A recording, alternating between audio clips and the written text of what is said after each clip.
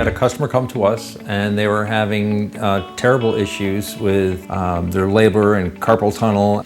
This is a dummy ammunition round. The product is for when you squeeze the trigger not to anticipate the recoil. And they had a problem with they were being hand assembled. The operators couldn't stay on the machine for more than 3 hours at a time.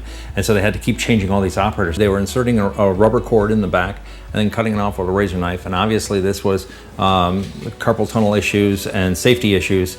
So we designed an automatic machine that feeds these through a specialized feeder called a step feeder, and then orients them in the correct position and feeds them into the automatic machine.